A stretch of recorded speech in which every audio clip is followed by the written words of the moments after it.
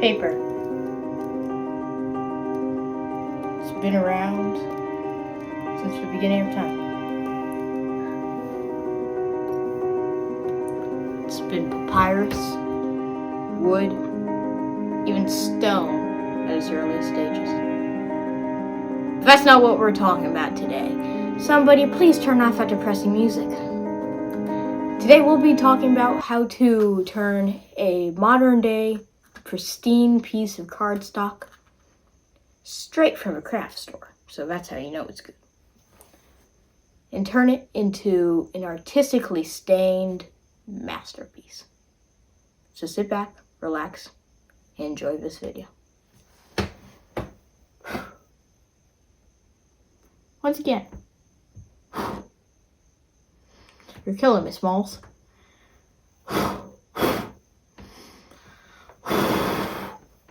There we go.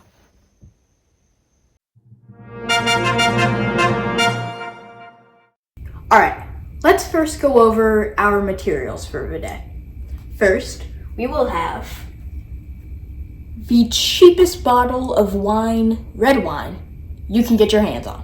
I believe that we paid $3.96 or something like that for this one. Oak Leaf Vineyards Red Blend. It works incredibly well. Or something like that for this one. Okay, Editor Colton here. I just want to put out a quick disclaimer. No alcohol was being consumed on or off camera during the filming of this video. Multiple adults over the age of 21 were present during the filming of this video, and this video abides by all YouTube guidelines. Next, we will have 2 cookie sheets. These are incredibly important. You'll find out later why. Next, paper to age. I believe that one's pretty self-explanatory. And lastly, debatably most important, but I feel that'll go to the paper, the oven. You'll see why this is in a moment. Step 1 is to preheat the oven to 370 degrees. I know this seems like a lot, but trust me, it is the perfect temperature for what we are going for. Step 2 is where all the fun starts to occur. We will take our red wine. Remember, cheapest is better. There's more pigment. And pour a not quite substantial, yet generous amount. A little bit more. There we go. See, I've used this wine multiple times and I'm not even halfway done. Whew, stuff's strong. Next, we will take our first sheet of paper. Remember, quite pristine. I chose cardstock just because it's a bit more durable to the moisture from the wine. And we will do the fun part. Soaking. Now you can use your hands, and I usually do, but for the sake of efficiency, and because I don't want wine all over my hands, I will be using, excuse me for a moment, a spoon. This works just as well, if not better in some cases. So, first we will just run our spoon all along the edges. And once the edges are completely covered in wine, we will begin to bring the wine towards the center of a paper. Nice and slowly, nice and easy. We don't want to rush. This is a waiting game. See, I don't know if the camera will pick up on it, but I do have a little bit of wine on my hands already. That's just how this works. Now, the reason that I personally use wine rather than coffee or tea, which are the two more usual methods, is because I feel that the pigment in that's a freezer. I believe that the pigment in the wine produces a better stain, a more artistic stain, if you will, than just coffee or tea. I might do a video comparing wine. There's a freezer again. I might do a video comparing wine and tea to coffee, for example. Give this video a like if you would like to see that. Alright, our paper is now completely covered in wine.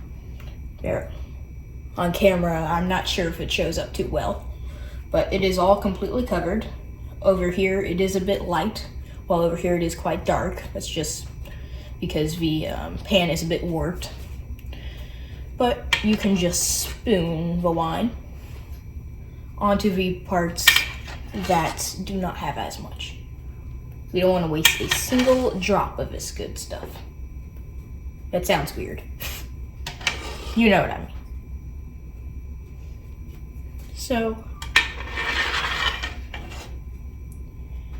now we will just allow this to set and wait until our timer here goes off, telling us that the oven is preheated and ready for it to go in. Alright, so the oven just went off. That means it is time to put this into this. Alright, now we're going to transfer our soaking paper here to this nice, clean, dry cookie pan. Now you have to be really careful at this stage because our paper, it has obviously been soaking and is incredibly fragile. It's okay if it tears a little, but that just adds to the aged effect. But you still need to be careful. You don't want to just end up with a ton of scraps and it's not good. It's just a waste of wine, paper, and time. Yeah, it's not pretty. So let's just. And this is the reason you use cardstock. Cardstock's a bit more, I'm not gonna say resistant to wine and water, but it doesn't tear as easily as regular printed paper. Alright. I don't know if the camera will pick that up, but it has a nice pink, purpley hue, which is really good. This is exactly what we want. Alright, now our oven is nice and hot, nice and ready. Our paper is in our pan. Let's finally put it into our oven.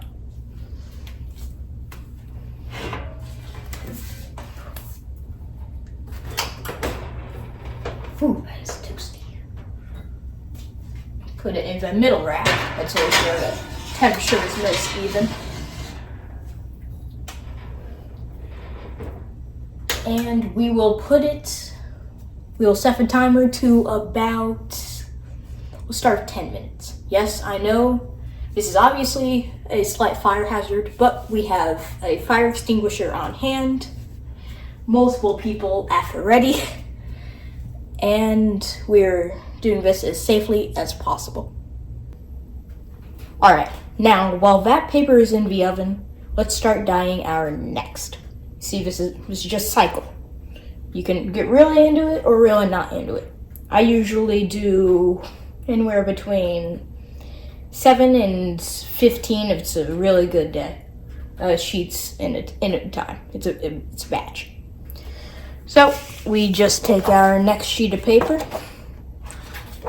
put it in the wine just like last time. Bring our spoon around the edges just like last time. And continue with the same process that we did for the last sheet.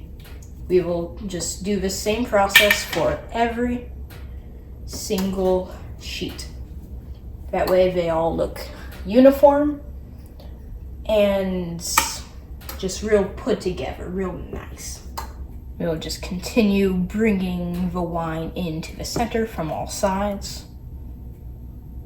And there we go. Now again, because this pan is slightly warped from use over the years, it is a bit heavier on this side. As a result, we will have to manually bring the wine over to this side just like last time. Again, it's a cycle. Alright, our oven is at 6 minutes now, so we still have a decent amount of time.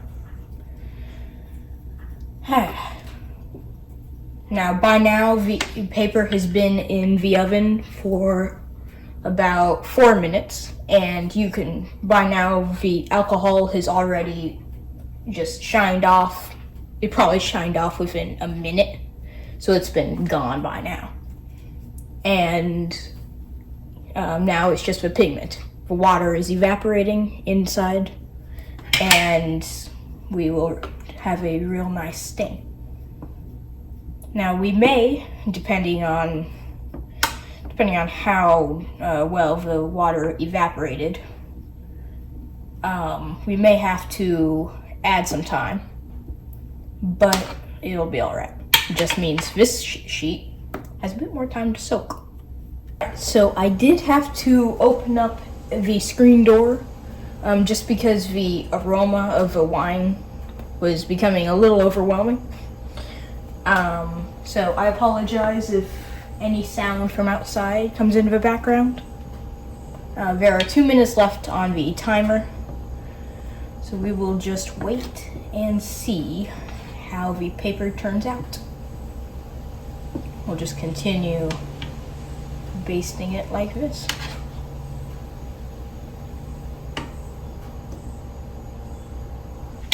Now,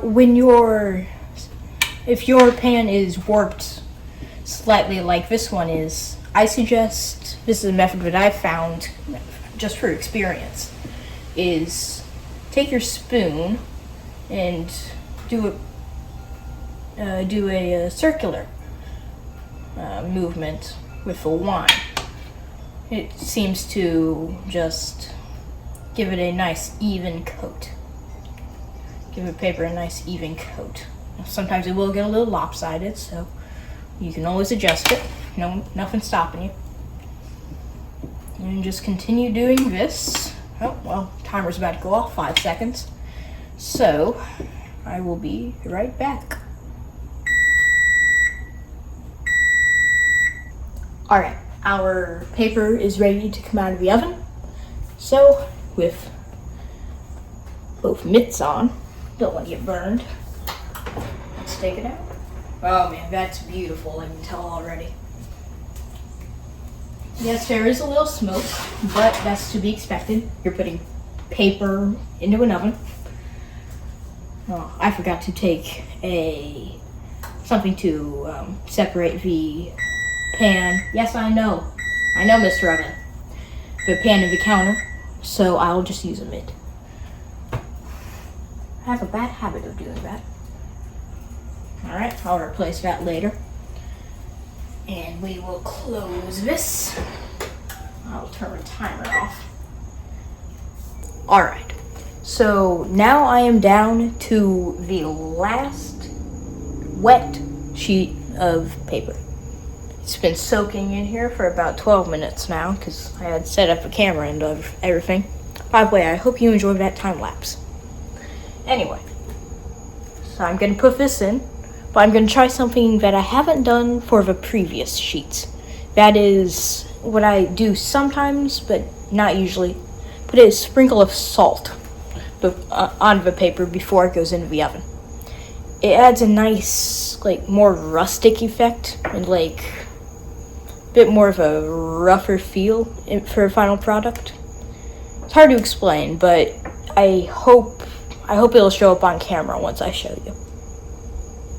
Alright, now first, we will take our pepper, our salt shaker, just good old fashioned kitchen salt sink. Kitchen dinner style salt shaker. Sprinkle a little bit of salt onto our dry pan. And then we will, as usual, take our piece of paper. This one is an incredibly vibrant, like purple, pinkish. Oh, I wanted to mention, I did add more wine. I did add more wine to the paper as I was going along.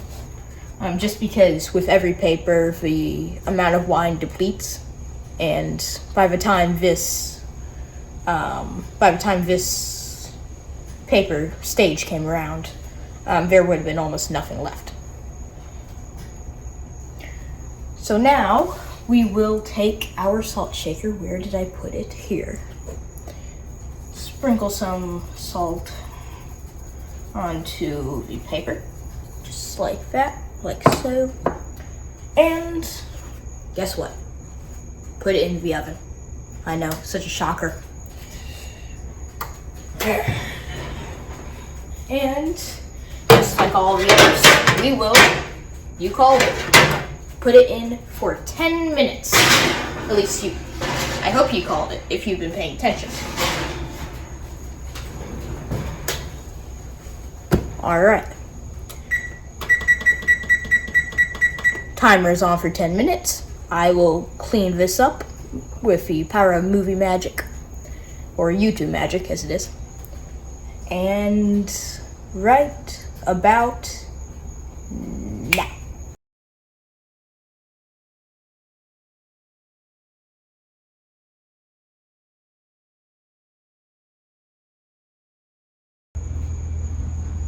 Alright, so I just took our final piece of paper out of the oven, and you can already see where the salt particles have almost ingrained themselves into the paper.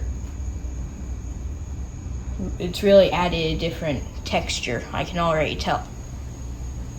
Now we will take our paintbrush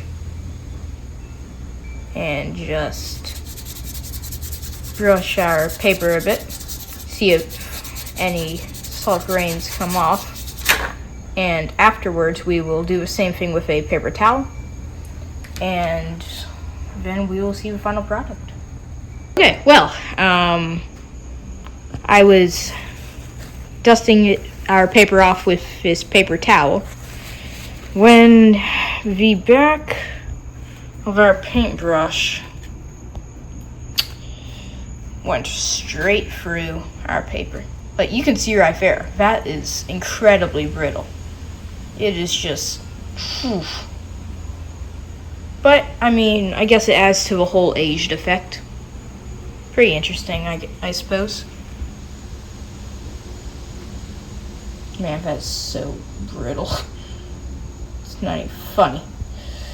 But it looks like our white salt grains are permanently embedded, because I was not able to get like nearly a single one out.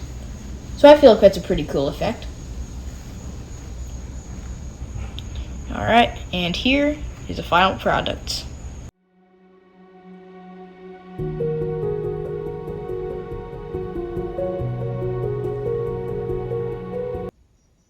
Thank you for watching today's video.